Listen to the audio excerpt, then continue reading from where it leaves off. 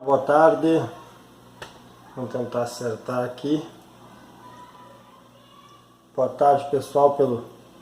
Estamos falando aqui de Blumenau, Santa Catarina, depois de uns 2 meses aí fora do ar, tentando reencontrar os caminhos aí de novo das conversas, dos bate-papo, fazer algum vídeo aí, estava parado há um certo tempo.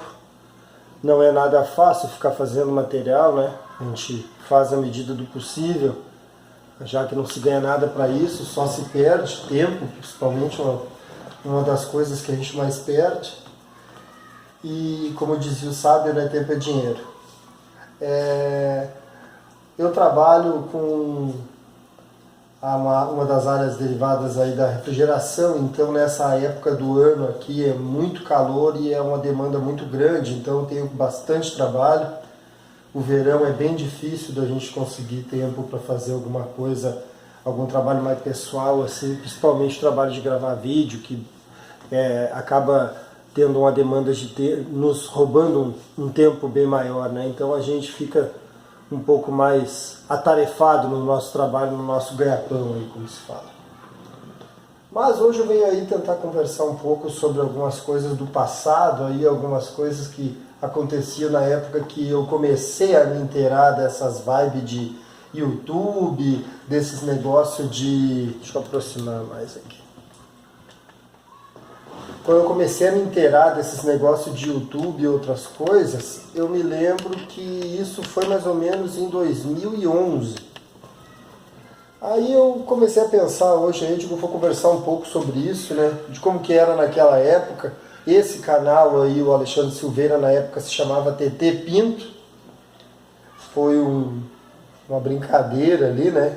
Como botei esse nome no início.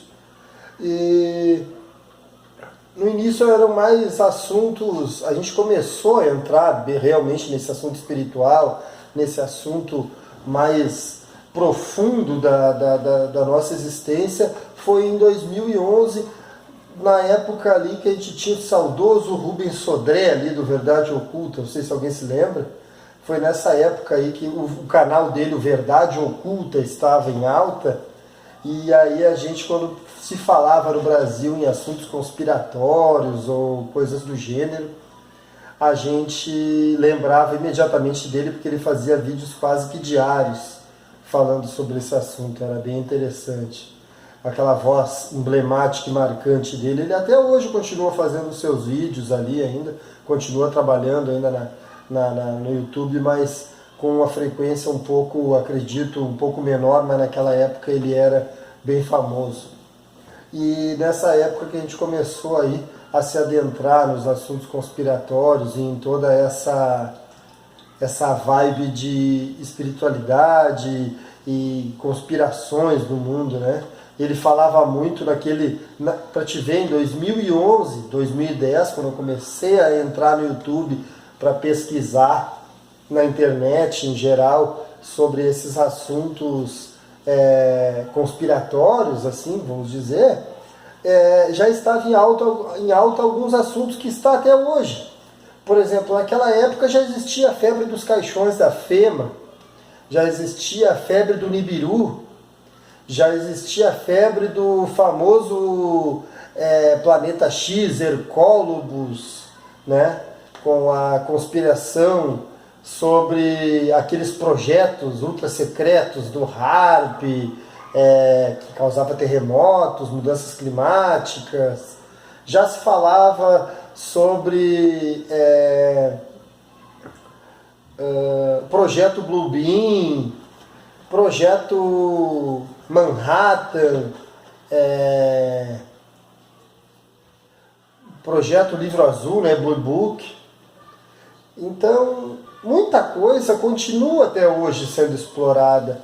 E muito dessas coisas o pessoal entra e pensa que é uma coisa de agora. Mas em 2010 eu já estudava sobre isso. Então, eu vejo que são assuntos que não se encerram, né? Continuam sempre sendo explorados, ora por um canal, ora por outro, né? Esses caixões da FEMA mesmo, meu Deus, aquilo dali era uma coisa que, nossa Senhora, aquilo ia longe no imaginário. As pedras guias da Geórgia, as pedras dos Illuminatis, né? E naquela época já se falava numa coisa terrível que iria acontecer no mundo, porque naquelas pedras estavam falando que a humanidade deveria se manter entre os 500 milhões de habitantes ali, né? E que boa parte seria exterminada e tal. E tudo continua como dantes no quartel de Abrantes, né? Mesma coisa de sempre. E nessa época eu já estudava sobre tudo isso, já montei o meu canal nessa época ali. Muitos dos vídeos que estão ali, na época não foi eu que fiz nenhum, todos eles eu baixei no meu computador na época e botei no meu canal. Uns teve política de privacidade, outros não, e os que não tiveram estão ali até hoje. Se falava muito sobre o ataque falso, de falsa bandeira, né? Sobre as Torres Gêmeas, tem um vídeo no canal falando sobre isso. A Matrix, então, a Matrix tem muita coisa para ser falada, né? Porque ali já era explorado ao extremo e continua até hoje, né, sendo falado. Então, naquela época ali, a gente já comentava sobre todos esses assuntos. E a gente vê que as coisas não mudam, é sempre a mesma coisa. Com o tempo, eu fui me enfiando em locais mais distintos, como na espiritualidade, como na história do mundo. Não fiquei só na parte ufológica, porque desde a minha infância que eu me interesso por extraterrestres e OVNIs, mas eu vi que o mundo não era só isso, existia toda uma conspiração mundial. Não estou falando de teorias da conspiração, mas existe toda uma conspiração mundial em torno da ufologia, mas da ufologia esotérica, espiritualística e principalmente da ufologia universalista, que seria a ufologia que eu gosto, que ela abrange tudo. A história antiga, a história atual, a história antiga, a história atual e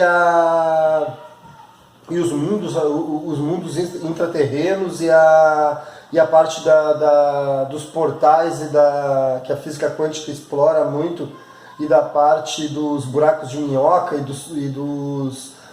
da teoria dos multiversos. Eu gosto muito de estudar sobre a história antiga dos sumérios, a parte dos Anunnakis também. Eu gosto muito de ver, e desde 2011 para cá, eu tenho pesquisado muito sobre o espiritismo, a Umbanda e o Candomblé.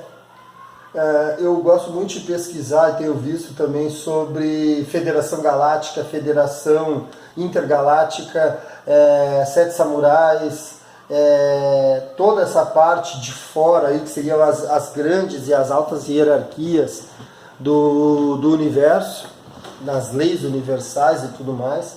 Então isso seria a ufologia universalista, né? Ela pega tudo, o mundo todo, o universo inteiro, desde o princípio até os dias de hoje, tentando desbravar tudo isso. E nessas minhas pesquisas eu parei em canais que eu julgo muito sérios, como parei num canal do Rogério de Almeida Freitas, que usa o pseudônimo de Jean Valjean. Dele eu bebi daquela água dele ali durante muito tempo, cara. Eu tô parado já há uns 2 anos já dali, mas de 2011 até agora deve ter ficado ali em torno de uns 5 anos no mínimo, que eu fiquei ali pesquisando muito sobre os assuntos que ele fala, história de Javé, a história de Deus, a história do nosso universo, e tudo aquilo que ele fala eu consegui ter um bom prisma, né? A gente precisa filtrar tudo, ninguém é perfeito nas suas ideias, ninguém é dono da verdade, né? Mas ali eu consegui ter muita informação e muita coisa que em nenhum lugar eu tive. Também tenho outros canais aí daquela época ali que eu continuo até hoje, como aqui de Florianópolis, o programa Vida Inteligente do Grego e do Jorge Antônio Ouro. Nossa, também muita informação preciosa, coisas ali grande valia, entende? Conseguimos tirar dali durante a nossa caminhada. Ele continua também fazendo seus vídeos, as suas palestras, seus workshops até hoje. E fora youtubers famosos até hoje, ou que já não estão tão famosos, mas que eram muito conhecidos, como o caso do próprio reptiliano Cracar. Quem sabe de quem eu estou falando sabe desse ser, né? Que é a versão reptiliana aí do... Estava ontem fazendo uma live junto com o cara que tem um canal agora que só faz lives. Me esqueci o nome. Pois eu lembro. É muito nome para lembrar, é muita coisa. Também tem um canal que eu vejo muito ali, que eu acompanho muito, acompanhava bastante, sobre esses tipos de coisas, que era o canal Sete Antigos, o canal Leandro Mactub, do Rio de Janeiro, um cara muito bacana, tá aí até hoje. O canal que eu estava tentando lembrar, que ele estava fazendo uma live, era o canal do Flávio Vale, é um cara de agora, que só faz lives. E ele estava entrevistando o Cracar que eu falo, é o reptiliano de colete lá, o Chico Penteado. Muito legal, curto bastante os vídeos dele. Muito legal, ele fez um livro ali e tal, o gordinho é gente fina pra caramba. Então, durante esse caminho aí foi muita história, muita coisa que eu passei, muita coisa que eu vi, muito estudo, muita pesquisa, né? Que as pessoas pensam que... Hoje em dia tu vê que a ufologia meio que virou uma febre, né? Ufologia virou aí uma febre e tá com aquela coisa de todo mundo querer ser ufólogo, todo mundo querer ser alguma coisa tipo estudante de ufologia, entusiasta, todo mundo querendo saber sobre alguma coisa, mas fica aquela coisa assim, todo mundo no fundo quer ver disco voador, cara. Todo mundo quer ver disco voador, e isso pra mim não fulano viu um disco voador, a pessoa viu um disco voador aqui, outro viu ali, um disco voador apareceu em tal lugar. Cara, disco voador é a mesma coisa que aparecer um carro, cara. Um avião, um navio, sei lá o quê. Apareceu uma máquina ali, mas é que ninguém comenta, né? E esses ufólogos de hoje ali são pouco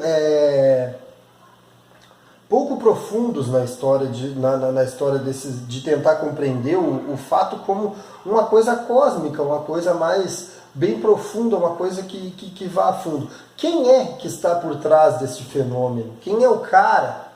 Entendeu? De onde que veio esse ser ou esse artefato, né? Então, eu já estou naquela vibe assim, eu não me pergunto mais sobre os OVNIs. Eu me perguntava sobre os ETs que estão lá dentro. E hoje eu já nem me pergunto mais sobre os ETs que estão lá dentro. Eu já me pergunto sobre o planeta deles, como que funciona, o porquê que eles existem, no que eles acreditam, o que os impulsiona à frente, o porquê. Hoje no mundo, aqui nesse nosso mundo, no planeta Terra, o que nos impulsiona pelo menos a mim, é a busca pelo conhecimento, a busca pela verdade, né? Precisamos, é claro, de condições para isso, então também precisamos de trabalho e trabalhar para nos sustentar. Mas e lá no planeta desses caras, o que os impulsiona? É dinheiro? É fama? É busca por alguma coisa de subsistência? Uma busca religiosa? O que eles acham de Deus? Quem é o Deus deles? Por que eles acham que o Deus deles é assim? Como funciona a criação do universo? Quem os criou? Para que eles existem? De onde vêm e para onde vão depois da morte? São perguntas que a gente não vê com uma certa frequência no mundo hoje sobre a ufologia. A ufologia é como se fosse assim, passou um bonitão num carro bacana, e o outro, passou um carro bonito ali também, uma Ferrari, passou uma Lamborghini, passou um Porsche, uma moto, não sei o que. Assim, o pessoal se preocupa com marcas e com o detalhe da nave, nave charuto, nave triangular, nave discoide, mas assim, e o cara, velho? E o cara que está lá dentro? Por que ele está vindo aqui? Qual é que é do cara? O que eles estão querendo? Eles são daqui? Nasceram aqui? Vieram de fora? Mas se vieram de fora, vieram para quê? Entendeu? São essas as perguntas. E o pessoal ainda fica ainda remoendo o básico. Que cor é a nave? Quantas luzes tinha? Pô, será que essas naves faz isso? Será que não faz aquilo, minha amiga? Por quê? O lance sempre, né? Por que esses caras vêm? De onde vêm? E como funciona no mundo deles? O que os impulsiona? Qual a visão de mundo e de universo que esses caras têm? Essa é a pergunta. É isso que faz com que eu estude, por isso que sou ufólogo e pesquisador. Porque gosto de estar pesquisando sobre isso e sou universalista. Universalista em todos os sentidos. Eu não tenho religião formada, eu não tenho educação religiosa nenhuma formada em coisa nenhuma, mas eu conheço todas ou quase todas. Não conhecedor profundo, mas eu conheço o básico de cada uma. Eu fui criado católico, me casei na religião católica, fui batizado na minha infância na religião católica, mas os meus pais, eu acompanhei eles durante um bom tempo nas religiões evangélicas. Na parte da minha esposa, acompanhei muito ela na parte de outras religiões ali, que a família dela fez parte ali, no espiritismo, na parte da Umbanda. Também me adentrei aos estudos do hinduísmo, lá da Índia. Também me adentrei bastante na parte dos estudos dos toltecas ou mecas, que vieram a dar origens a outros povos, como os maias, os incas e os astecas. Ao povo Hopi lá dos Estados Unidos, que deram origem depois aos apaches, yankees e outras turmas. Também já estudei sobre um pouco de religião não é afro-americana, simplesmente africana, religião africana, entendeu? E todas elas têm em comum sempre uma coisa: são seres que vieram do céu, sempre. Matou. Entendeu? Todas elas são seres que vieram do céu. E todas elas têm algum tipo de arte rupestre, se for muito antiga, ou de arte em vaso, se for só antiga, ou em arte em quadro mesmo, como a religião católica, que mostra que vieram do céu. Ou seja, que não são daqui. Só que quando você diz isso para uma pessoa, está dizendo, mas está dizendo que eles são extraterrestres, está dizendo que são de fora da Terra, basicamente eu estou. Só que na cabeça deles, extraterrestre é aqueles bichinhos verde, baixinho, né? Que vem para fazer o mal pro ser humano aqui sempre, entendeu? E, de fato, alguns fazem. Mas não quer dizer que sejam verdes e pequenos. Então aí é só uma pequena conversa aí, só para quebrar o gelo, que eu estava pensando nisso, estava conversando um pouco hoje sobre isso daí. E tá bem difícil de seguir gravando vídeo, tá bem corrido o tempo aí, tá difícil de conseguir. Mas, na medida do possível, a gente vai ter uns bate-papo aí. Beleza? Valeu aí. Obrigado.